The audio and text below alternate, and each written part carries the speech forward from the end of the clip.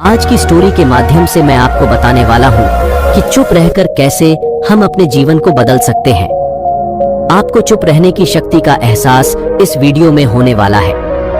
Video शुरू करने से पहले कमेंट बॉक्स में नमो बुद्धाय लिखकर वीडियो को लाइक जरूर करें। तो चलिए शुरू करते हैं इस कहानी को। जापान में एक बहुत ही प्रसिद्ध बौद्ध भिक्षुक रहा करते थे। उनका नाम रिसाई था। रिसाई अकेले रहते थे। दुनिया के शोर शराबे से दूर जंगल में वो रहते थे और वह बड़े ही ध्यानी और प्रभुभक्त व्यक्ति थे, इसलिए वह पूरे जापान में बहुत अधिक प्रसिद्ध थे। एक दिन एक राजकुमार रिसाई के पास आया और बोला, हे प्रिय भिक्षु, मैं हमेशा थका हुआ, निराश और परेशान महसूस करता हूँ। मेरा मन बहुत अशांत रहता है। हालांकि मेरे पास सब कुछ है, दौलत, शोहरत, सुख सुविधाएं जो हर व्यक्ति चाहता है या पाने की इच्छा करता है, लेकिन फिर भी मेरे अंदर इतनी अशांति और चिंता क्यों है? इस रिसर्च के बाद तुम्हारे जीवन में किसी भी तरह की अशांति और चिंता नहीं रहेगी। ये बातें सुनकर राजकुमार बहुत हैरान था। उसने रिसाई से कहा, बताइए मुझे क्या करना होगा? अपने मन की शांति के लिए मैं कुछ भी करने को तैयार हूँ। राजकुमार की इन्हीं बातों को सुनकर भिक्षु ने कहा, तो फिर आप अगले 15 दिन के लिए मेरे आश्रम में रहोगे और एक सामान्य व्यक्ति की तरह अपना जीवन व्यतीत करोगे, और इन 15 दिनों में तुम अकेले और चुपचाप रहोगे, जितना हो सके कम बोलोगे।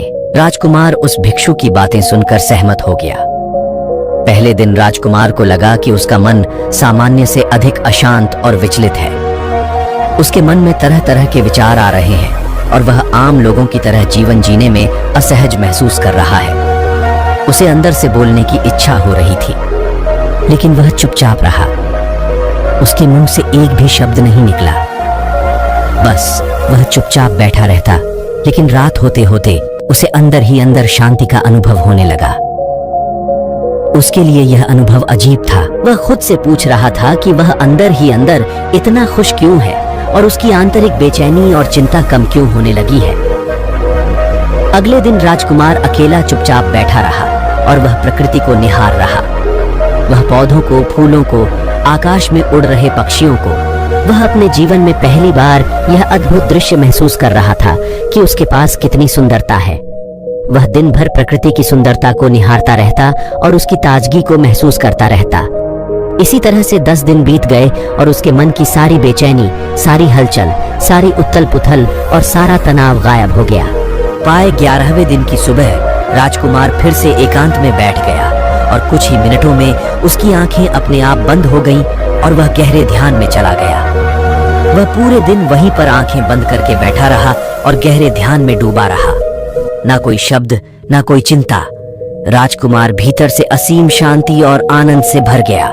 राजकुमार अपने बाकी के 4 दिन इसी तरह गहरे ध्यान में व्यतीत करने के बाद 15 दिन बाद रिसाई के सामने प्रस्तुत हुआ और रिसाई को प्रणाम करके बोला, प्रिय भिक्षु, मुझे उत्तर मिल गया कि मेरे मन में इतनी उथल पुथल और चिंता क्यों थी। मैं जान गया कि मेरा मन इतना अशांत और विचलित क्यों था। रिसाई मुस्कुराते हुए पूछा, बताओ क्या उत्तर मिला तुम्हें? राजकुमार ने कहा, मैं आवश्यकता से अधिक बातें करता था। मैं किसी पर भी अपने शब्द और ऊर्जा व्यर्थ करता था।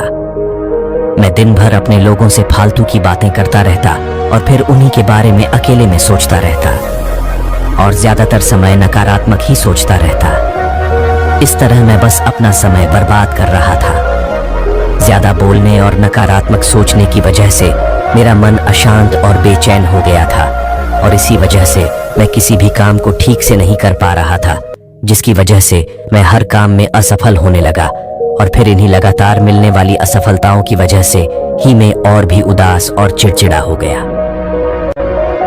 इन्हीं सभी चीजों की वजह से मेरा जीवन नष्ट हो रहा था, लेकिन यहाँ पर बिताए हुए 15 दिन मेरे लिए पूरी तरह से अलग थे।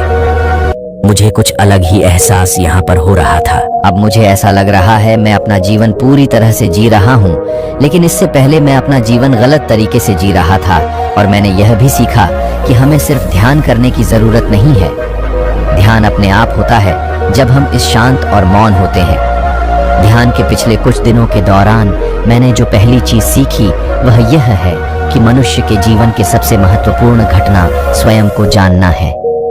यह सुनकर रिसाई ने कहा, सिर्फ तुम ही नहीं, दुनिया में ज्यादातर लोग जरूरत से ज्यादा बोलते हैं। आज भी लोग ज्यादातर समय केवल एक दूसरे को नीचा दिखाने के लिए ही बोलते हैं। कुछ लोग ना चाहते हुए भी बातें करते हैं और अपना जीवन बर्बाद कर लेते हैं। रिसाई ने राजकुमार को चुप रहने का महत्व समझाते हुए कहा।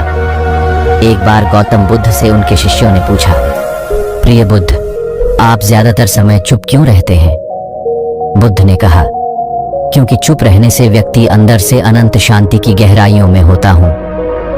मौन अपने भीतर उतरने की पहली सीढ़ी है। मौन के बिना स्वयं को जानना असंभव है। स्वयं को जानने और समझने का पहला नियम है कि मौन हो जाओ, उतना ही बोलो जितना अत्यंत आवश्यक हो। बेफिजूल की बातें करना छोड़ दो।